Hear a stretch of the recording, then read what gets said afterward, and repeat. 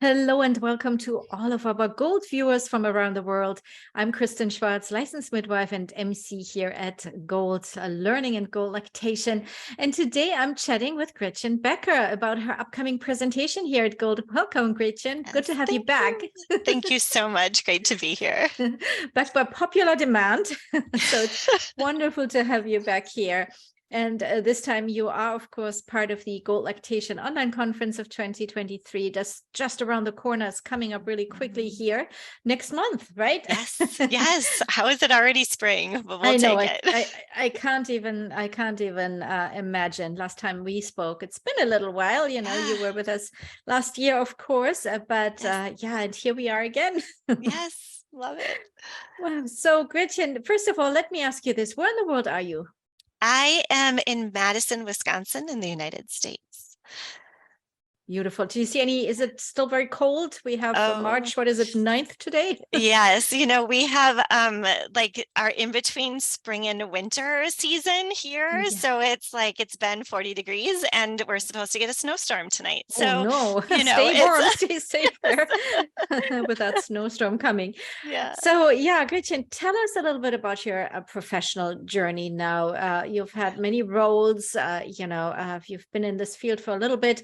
So tell us a little bit about your background and your work. Sure, sure. So I became an occupational therapist about, 22 years ago now. It feels like 5 years ago, but like 22 years ago, and worked a lot in pediatrics, a lot of work in birth to three, a lot of work in sensory integration, a lot of work with families, children, and feeding disorders, and then. In 2008, I became a certified lactation counselor. It was kind of just a natural progression out of some of the feeding work that I was doing in occupational therapy.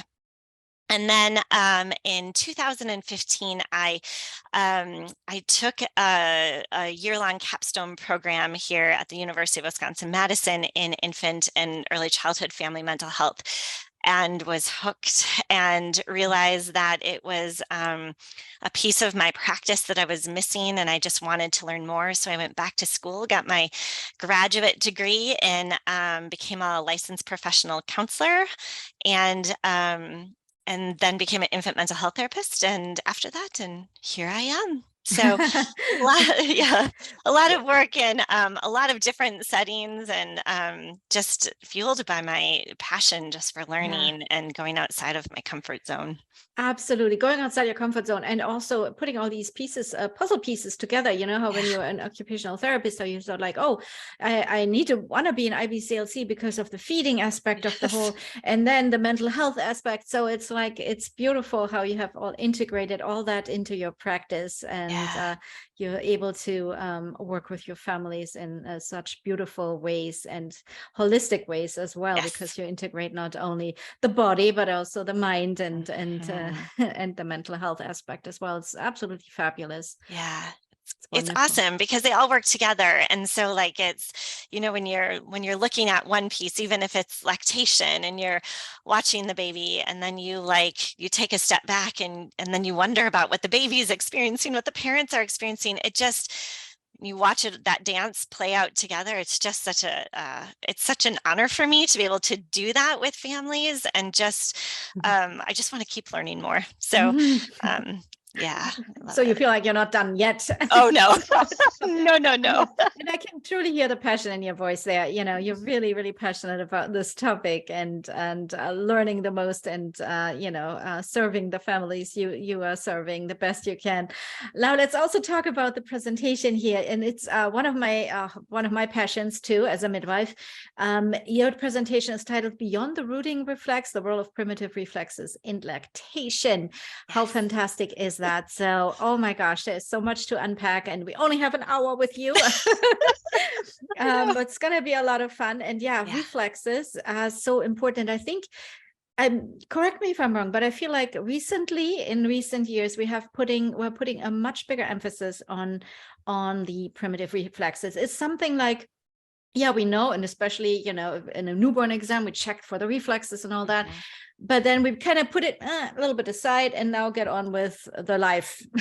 Right. So, right. And maybe it's Yeah. just my perception, and you can correct me if I'm wrong there, but I feel like recently we have kind of discovered this whole area there that we kind of have neglected, or some of Mhm. us in some professions at least, neglected, and now kind of are rediscovering and seeing the importance. Have you noticed that as well? Or, I mean, you're in a little bit a different area there because of, you know, your occupational therapy and all that. You probably have integrated it more, but do you see that also in the field of lactation? Yeah, I do. And I think that one of the things that I think that's interesting that you say that, because one of the one of the reasons why I really was interested in learning more about reflexes is because as an occupational therapist, I was taught very early on in my profession to check for them. You check for the ATNR, you check for rooting, you check for all of these things. Right. But when they didn't show up or when they weren't present, it was like, oh, now what? Now Like, what, right? now what do we do? And and it's led me to doing different types of trainings and things like that that help me to better understand how to support not only the children that I see, but also their families and their caregivers that support them. Interesting. So I think it has definitely by watching and looking for primitive reflexes, but then also understanding how that impacts people, not only from a feeding perspective, but from a social emotional perspective and from a relational perspective, has been really powerful in my practice and with the families that I've been working with. Absolutely. Yeah, I'm glad you said that. And one thing I need to revise what I said earlier. Yes, the rooting reflex. Of course, we look at Yeah, that. You know, of that's one of the, course. of course, as you know, like in lactation and such, that's one of the reflexes we definitely look at. But there is so much more. We have so much more that we can look at, right? And it goes so Yes. much deeper. So tell us a little Yes. bit more. Yeah. So like in this presentation, we're going to be looking at some of the basic primitive reflexes and how they might show up in infants. But like I said before, they also can show up in families, and That's they show up fascinating. in adults, right? And so if we're looking at infants, we're only looking at the way that the infant might express some of these reflexes, and we're not looking at how the caregiver does it. We're missing 50% of the equation. And that's really what I'm really excited about looking at, because I think that if we can support the caregivers, then by default we also end up supporting the children as well. So That's fun. yeah, That's so exciting. Looking at the families in this as yeah. well in this picture, not just at the infant. So how Mhm. and how that works together.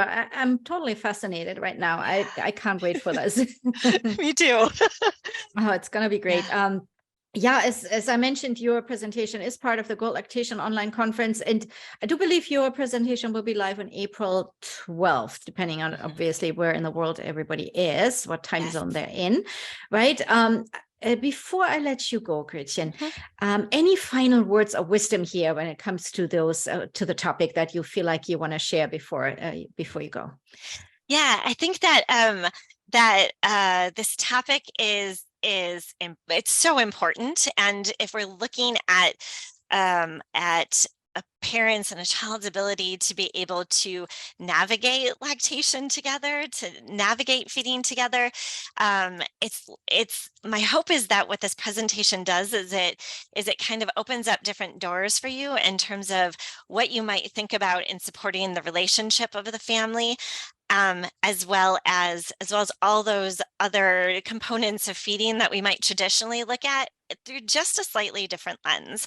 So that's what we're aiming for. That's what we're hoping for. And I will be doing a lot of experimenting, a lot of Hmm. moving, a lot of playing together, so that hopefully you can embody the experience. And then I usually find that at least for me, that's I'm an embodied learner. So if Yes, I kind of can yes. experience it for myself, then it makes it a little bit easier to bring it to And family. what a great teaching tool, because when we can experience it, it's a number one, we'll retain it better, but also we can take that and take it to our families and teach them and have them be part of this as well. So it's an actual something we can take right into our practice too. So that's, I'm excited about that.